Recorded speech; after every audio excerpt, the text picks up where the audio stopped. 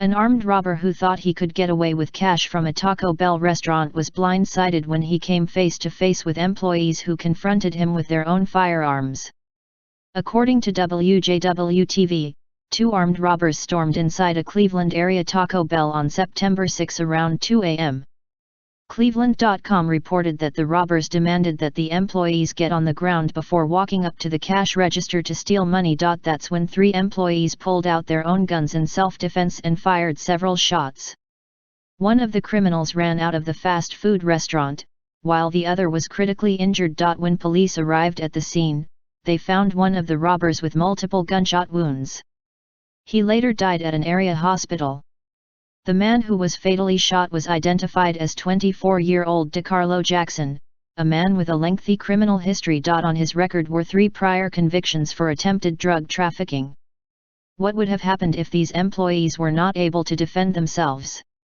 If it was up to liberal lawmakers, the Second Amendment would be obsolete. These employees and other well-intentioned Americans would not be allowed to carry guns at all, and criminals would have the freedom to threaten the lives of innocent people. Even Taco Bell management praised the actions of their employees. The franchise store owner released a statement which claimed their gun policy is implemented at the owner's discretion. Clearly, the owner was smart enough to arm his employees with the tools necessary to defend themselves in case of such a scenario.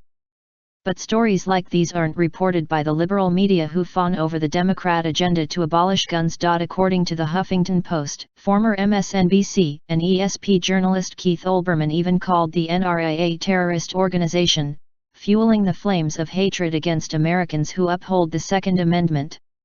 The right to bear arms is a crucial piece of America's identity.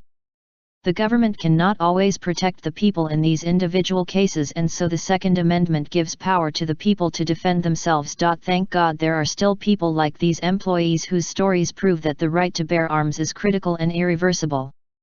Share this story on Facebook and Twitter and let us know if you think that all employees should be allowed to carry guns. How do you feel about employees carrying firearms? Scroll down to comment below.